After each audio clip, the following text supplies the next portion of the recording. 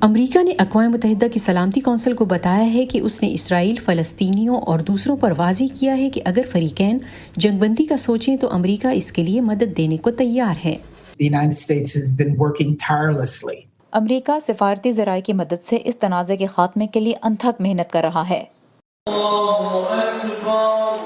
عید الفطر عام طور پر پوری دنیا کے مسلمانوں کے لیے خوشی کا وقت ہوتا ہے، لیکن اس سال عید نہ صرف وبا کی وجہ سے بلکہ اسرائیلیوں اور فلسطینیوں کے درمیان بڑھتے ہوئے تشدد کی وجہ سے متاثر ہوئی ہے، اور اس وجہ سے کچھ امریکی مسلمان تنظیموں نے اختتام ہفتہ وائٹ ہاؤس کی جانب سے عید کی بذریعہ انٹرنیٹ ہونے والی تقریب کا بائیکاٹ کیا۔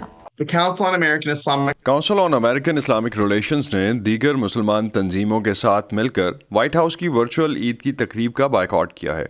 اس کی وجہ غزہ اور مشرقی یروشلم میں اسرائیل کی جانب سے فلسطینیوں کے انسانی حقوق کی خلاف ورزیوں پر بائیڈن انتظامیہ کا مایوس کن رد عمل ہے۔ وائٹ ہاؤس میں سالانہ افطار پارٹی کی روایت صدر بل کلنٹن نے شروع کی تھی۔ اس سال صدر جو بائیڈن اور خاتون اول جل بائیڈن نے عید پر ورچوئل تقریب منعقد کی۔ ہم لاکھوں مسلمان امریکیوں میں اس دن کی روح دیکھ سکتے ہیں، وہ جو ہر روز ہمارے ملک کو مضبوط بنانے میں اہم کردار ادا کرتے ہیں۔ ان میں کئی بہادر فرنٹ لائن ورکرز بھی شامل ہیں۔ صدر بائیڈن نے اعتراف کیا کہ اسرائیل فلسطینی تنازع دنیا بھر کے مسلمانوں کے لیے پریشان کن ہے۔ فلسطینیوں، اسرائیلیوں اور دیگر علاقائی شراکت داروں کو پائیدار امن کی جانب لے جانے کے لیے میری انتظامیہ مصروف عمل رہے گی۔ اس سے پہلے ہفتے کے روز امریکی دارالحکومت واشنگٹن سے لے کر نیو یارک اور باسٹن سمیت کئی شہروں میں ہزاروں افراد نے مظاہرے کیے۔ بعض شہروں میں یہ سلسلہ اب بھی جاری ہے۔ مظاہرین کا مطالبہ ہے کہ بائیڈن انتظامیہ اسرائیلی حکومت کی طرف سے فلسطینیوں کے انسانی حقوق کی پامالیاں روکنے کے لیے مزید اقدامات کرے۔ ہم بے گناہ لوگوں کے قتل سے تنگ آ چکے ہیں، ہم اس قبضے سے تنگ ہیں۔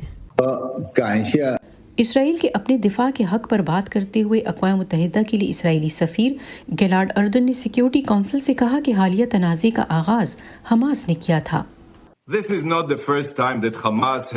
یہ پہلا موقع نہیں جب فلسطینی شہریوں کے پیچھے چھپتے ہوئے حماس نے اسرائیلی شہریوں پر اندھا دھند مہلک میزائل داغے ہیں۔ صدر بائیڈن نے اسرائیلی وزیر اعظم بنجامن نیتن یاہو اور فلسطینی اتھارٹی کے رہنما محمود عباس کے ساتھ بات چیت کی ہے۔ وائٹ ہاؤس کے مطابق اس سلسلے میں فریقین اور دیگر ممالک کے ساتھ رابطے کے لیے 60 سے زیادہ فون کالز کی گئی ہیں۔ انتظامیہ نے خطے میں مندوب بھی بھیجے ہیں۔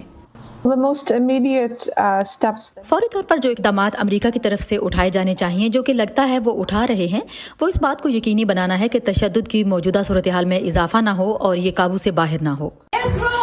ان پرتشدد واقعات سے پہلے صدر بائیڈن نے مشرق وسطیٰ میں تعطل کا شکار امن مذاکرات دوبارہ شروع کرنے کے لیے زیادہ کوششیں نہیں کی تھیں۔